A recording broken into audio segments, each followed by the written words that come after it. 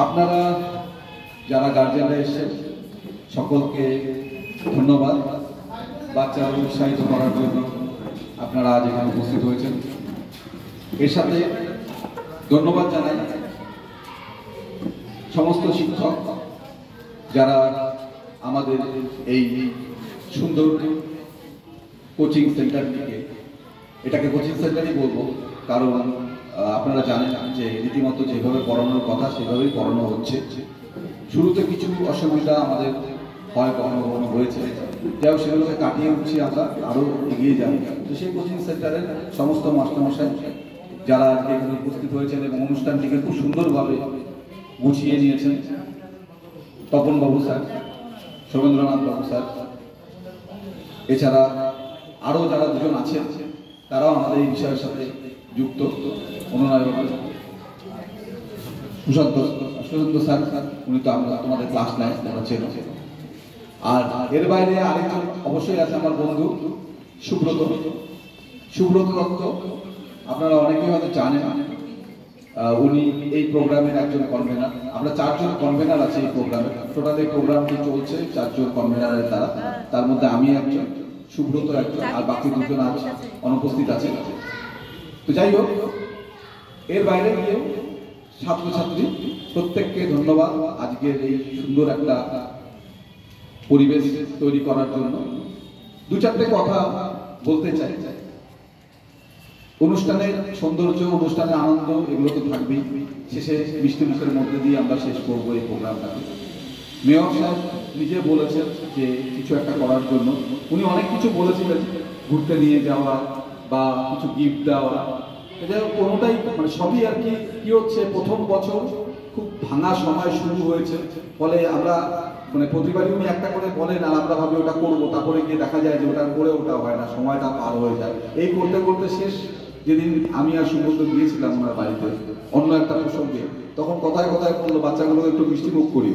তো উনি মিষ্টি মুখ করাতে বলেছেন, তারপরে আমাদের মনে হচ্ছে ওদের মিষ্টি মুখে গান, কবিতা, আবৃত্তি এটাও আমাদের শুনে নেওয়া হয়তো প্রয়োজন আছে। সেই জন্যই এই একটি সহশিক্ষার আয়োজন করা হয়েছে।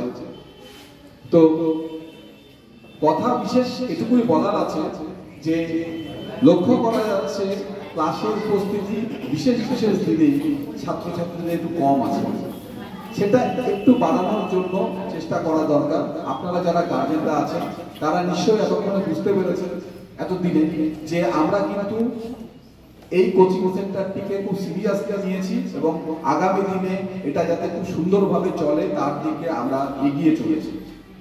তো এবার যদি স্টুডেন্ট না আসে বা সপ্তাহে 4 দিনের জায়গায় 2 দিন আসে, 1 দিন আসে, তাহলে কি হচ্ছে, সিস্টেমটা ডিস্টার্ব হচ্ছে। এরকম যখন হয়ে যাচ্ছে না যে ধরুন ক্লাসে একটা সেকশনে আমরা এনরোল 80 জন আছে, ওটা কথা বাদ দিই, মোটামুটি 14-15 জন আসে, কিন্তু দেখা গেল যে শনিবারে 4 জন আসে বা অমুক দিন 2 জন আসে, তখন কি হয়, কর্পোরেশনের কাছে না আমাদের জবাবদিহি করতে হয়। কর্পোরেশন মনে করে যে এত কম স্টুডেন্টের জন্য এত ব্যয় করার কি প্রয়োজন আছে। তো এবার কি হবে, ওরা আমাদেরকে ফোর্স করবে যে ক্লাস কমিয়ে দিন, টিচার কমিয়ে দিন, সেকশন কমিয়ে দিন। তখন কি হবে, আখেরে কিন্তু ক্ষতিটা স্টুডেন্টদেরই হবে। ওই জন্য একটু বাড়াবে। আর ক্লাস 9-10 প্রত্যেকেরই এই ডিসেম্বর মাসে পরীক্ষা আছে, তো আমরা ডিসেম্বরের পরীক্ষার আগে অবধি চালাবো, এখন পরীক্ষা যদি না হবে তো এই কটা দিন পাঠানো। তারপরে যখন পরীক্ষা শেষ হয়ে যাবে, টেস্ট পরীক্ষা শেষ হওয়ার পরে ক্লাস 10-এর ক্লাস আবার চালু হয়ে যাবে। আর নেক্সট জানুয়ারি মাস থেকে আমরা কিন্তু আবার 9-10 স্টার্ট করে দেবো। তো যারা এখন আসছে না তাদেরকে বলা বা তাদেরকে আসতে উৎসাহিত করা, নিজেরা আসা। কোনো অসুবিধা হলে আমাদের নাম্বার রেখে দেবেন আপনারা, আমার সুব্রত নাম্বার, সরাসরি আমাদেরকে ফোন করে জানাবেন যে এই অসুবিধাটা হচ্ছে, ইত্যাদি অসুবিধা হচ্ছে। তো যাই হোক, বিষয়গুলো হয়তো আজকে বলার মতো দিন নয়, এটা একটা অন্যরকম দিন ছিল, কিন্তু সুযোগ পেলাম, সবাইকে পেলাম, তাই বললাম। মাথায় রাখবেন, সুন্দর করে পরিচালনা করতে দিন। আমার মনে হয় 2 বছর বা 3 বছরের মাথায় এই সেন্টার এমন একটা জায়গায় পৌঁছবে। মনে রাখবেন যে অনেক ব্যয় করে বাচ্চাদেরকে পড়াতে হয়, আপনারা তো জানেনই সেটা। কোনো শিক্ষক গৃহশিক্ষকতা খুব কম টাকায় করেন আজকের দিনে, অন্তত যারা একটু মানে ভালো বলতে পারি আমি, ভালো বলাটা হয়তো অন্যায় হয়ে যাবে, কারণ সব শিক্ষকই ভালো, কিন্তু যাদের একটু নাম যশ প্রতিপত্তি হয়ে গেছে তারা কিন্তু খুব কম টাকাতে টিউশনি পড়ায় না।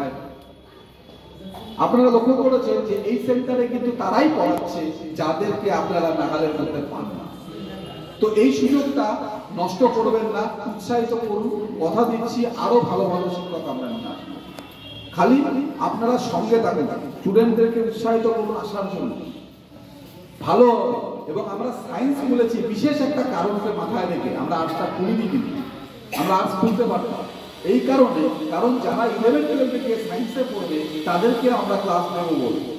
এবং সেক্ষেত্রে আপনারা জানেন অনেক ব্যয়বহুল। আজকে ফিজিক্স মানে ধরুন, আমি নামটা উচ্চারণ করতে চাচ্ছিলাম কিন্তু না করাই ভালো, বিভিন্ন যে সংস্থাগুলো আছে যেগুলো কোচিং দেয়, সেই কোচিংগুলোতে পড়তে 1.5 লক্ষ 2 লক্ষ টাকা লাগে। আর যেটা অনলাইন সেটা হয়তো 6,000 টাকা, কিন্তু তাতে কোনো পড়াশোনা হয় না, সে আপনিও জানেন আমিও জানি। তো সেটা কিন্তু এখানে আপনি পাচ্ছেন। আমি নিজে কেমিস্ট্রি পড়াই ক্লাস 11-12, এখানে হয়তো বিশেষ ক্লাস নিয়ে উঠতে পারি না, 2-4টা ক্লাস নিয়ে। তো আজকে আমি পড়াবো তো এখানে, সুব্রত ইংরেজি পড়া, মাস্টারমশাই আছেন ইংরেজি পড়ান, কেউ সায়েন্সের অন্য সাবজেক্ট পড়াচ্ছে। তো এই যে জায়গাগুলো আছে এটা কিন্তু আপনারা পাচ্ছেন, এটাকে উৎসাহিত করুন, আপনারা লাভবান হবেন। আর যারা ইংলিশ মিডিয়ামে আছেন তাদের জন্য একটা স্পেশাল কথা, আমাদের স্কুলে ইংলিশ মিডিয়াম আছে, আমরা পড়াবো ইংলিশ মিডিয়াম। বাংলা মিডিয়াম ভাষা দিয়ে হয় না, ভাষার উপরে ভিত্তি করে কিন্তু মিডিয়ামটা না, ওরকম না।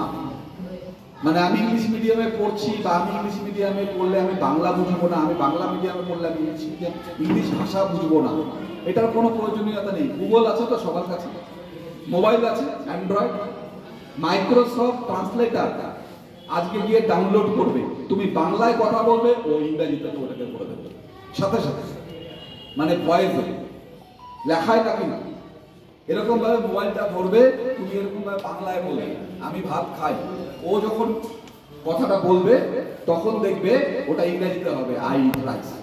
চাইলে ওটাকে তামিল করে দেওয়া যাবে, চাইলে ওটাকে চাইনিজ করে দেওয়া যাবে। তো ভাষা আজকের দিনে কোনো বিষয় না, বিষয় হচ্ছে সাবজেক্টকে বোঝা, সেটা কিন্তু এই মাস্টারমশাইরাই বোঝাতে পারবে। যাই হোক, অনেক কথা বলে ফেললাম, ধন্যবাদ শোনার জন্য। আর বাকি মাস্টারমশাইদেরকেও একটু বলার জন্য কেউ 2-4টা কথা বলে, হ্যাঁ, বলে তারপরে অনুষ্ঠানে তোমরা চলে যাবে, ওটাই বেটার হবে। ধন্যবাদ।